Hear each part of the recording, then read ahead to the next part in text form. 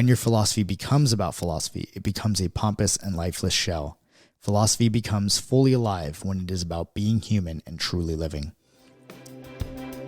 Welcome to the Zen Stoic Path, where we share a modern take on timeless wisdom to help you develop unshakable inner peace so that you can live a liberated life.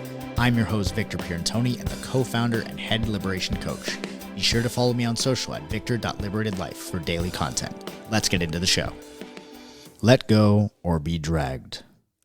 That is a rather intense title for this first episode back after a while of not recording, but it is a very important topic because a lot of the time, the stuff that stresses us out, the stuff that plagues us, that weighs us down in the day-to-day are all the things that we hold on to, whether they're from our past, whether they are arbitrary fail points that we've created in our present, like having the perfect routine for the day, and then if you miss a single thing or two things, all of a sudden everything becomes derailed. The idea here is to be able to let go. As human beings, we're going to make mistakes. We're going to slip up. We may even break our commitments to ourselves. And a lot of the time, some of that is not actually within our control. A lot of the time, external factors may come in that violate our plans. There's always that saying that I really love, which is, if you want to make God laugh, tell him your plans. In Zen, this idea of small mind and big mind are brought up. And small mind is the mind of the ego. It is the mind that believes that it is right and tries to make plans in our life, tries to set out and attach to these preferred futures. Now, there's nothing wrong with setting goals and having a sense of direction, but when we begin to validate ourselves based on these arbitrary plans that we create with the egoic mind and then make ourselves suffer because of it, that's when we get ourselves into trouble. It is like we've talked about on this podcast before around the noble truths of Buddhism, whereas the first truth is the truth of suffering, and the second noble truth is the root of suffering is attachment. And attachment is when we do not let go of our arbitrary ideas. Much of what Zen talks about is that we suffer because we create noise in our minds, and then we attach to that noise and we never let it go. We start to identify with our thoughts. We start to identify with our feelings. And we don't allow ourselves the freedom to just exist in the present moment, which is why Zen is oriented specifically around living in the present non-dualistic moment, which is why meditation is such a great practice for that, because it really connects us to the present and creates this sense of timelessness. Now, one thing that's really interesting about this idea is that we will arbitrarily create rules for ourselves, expectations for ourselves, and those expectations are not actually real life. Those expectations are what we create for ourselves, or those rules are what we create for ourselves, very similar to the idea of the finger pointing at the moon. The finger pointing at the moon is not the moon.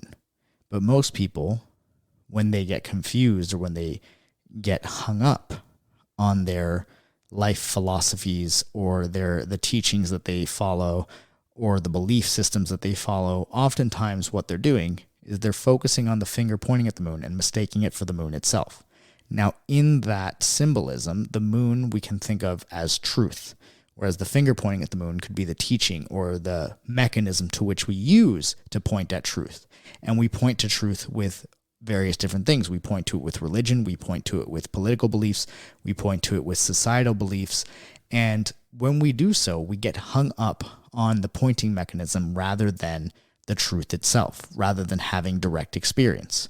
I was listening to a book today called The 5 Personality Types, and they were talking about how one of the most important skills when it comes to your energy is the ability to tap into your sensory experience of life, because that is direct experience. That is what Zen really talks about, is this idea of direct experience by being and living in reality, to be perfectly and simply human.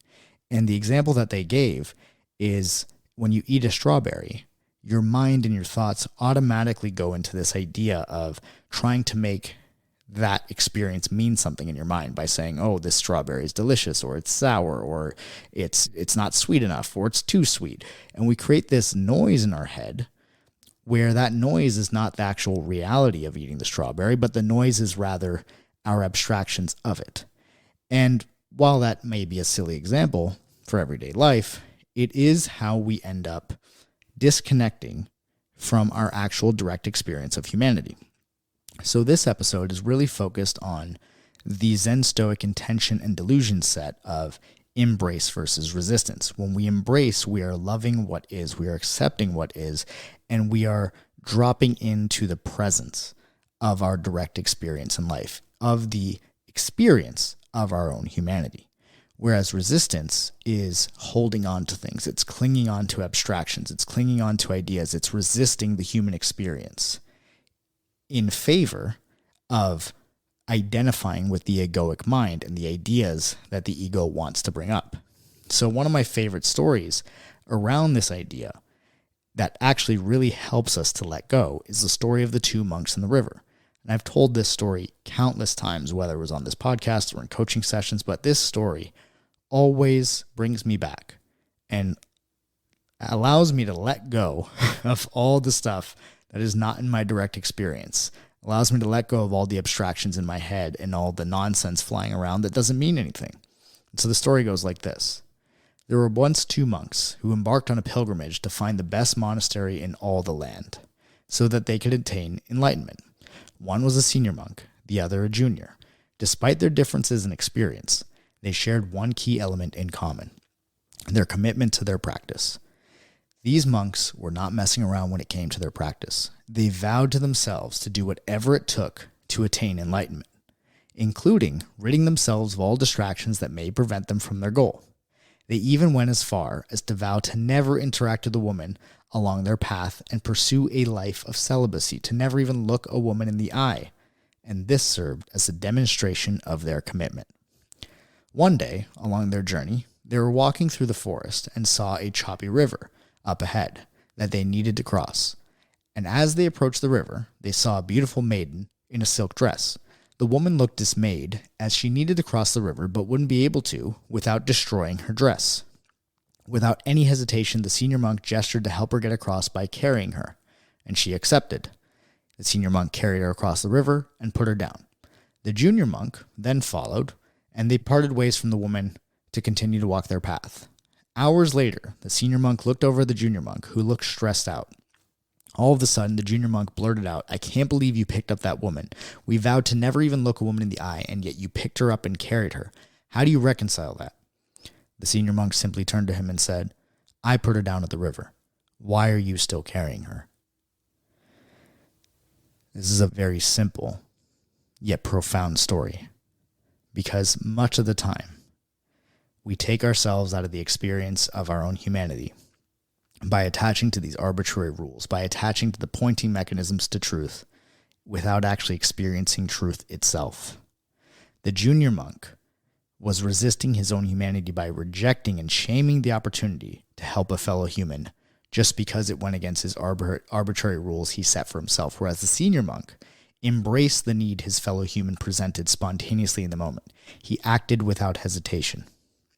So the way that we let go is by connecting with our own humanity once again. There's a great story, it's a very short story in Zen, where a student asked his teacher, "Master, what is enlightenment?" And the master replied, "When hungry, eat. When tired, sleep."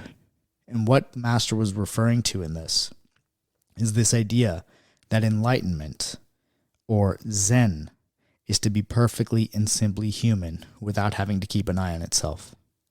And as Marcus Aurelius said in Meditations, human beings are made for each other.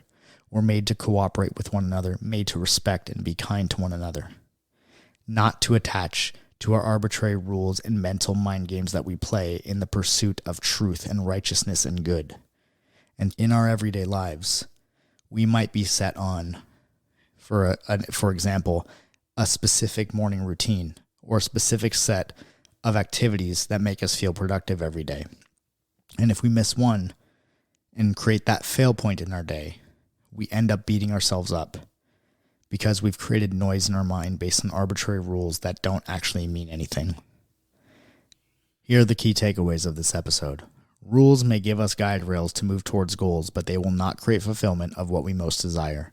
Zen is not about following a set of rules or doctrines, but instead it is to be perfectly and simply human, wholeheartedly without having to keep an eye on oneself. The senior monk realized that his rules, vows, and prestigious practice meant nothing without his humanity. When your philosophy becomes about philosophy, it becomes a pompous and lifeless shell. Philosophy becomes fully alive when it is about being human and truly living. We never hold on to actual realities of events in our lives, but rather abstract memories of what occurred. Carrying around abstract memories weighs us down and doesn't allow us to move forward. Everything changes. Life ultimately exists in a state of impermanence. The more we attempt to cling to what was and pursue insoluble problems as a means to validate our identities, the more we will perpetuate our own suffering. Love your path. All of it. The good, the bad, the pleasant, the unpleasant. You must play your hand of cards that life gave you as best as possible. You don't play any better by looking at the cards of others or wishing that your cards were different. You play the best when you don't just play your cards, but love and embrace the hand that you got. This means to focus on what you can control and to let go of what you cannot. Sometimes on your path, things will happen out of your control. Do not resist them.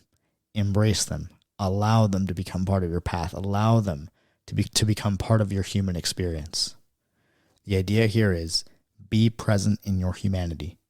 Let go or be dragged. Think to yourself, what am I holding on to? What rules am I holding on to? What have I made up in my head and taken as truth? And what can I let go of today? What is causing me stress, anxiety, and tension? And make the choice to let it go and set yourself free. I hope you enjoyed this episode. It is my mission to help as many people as possible to live a liberated life with unshakable inner peace through the content on this podcast.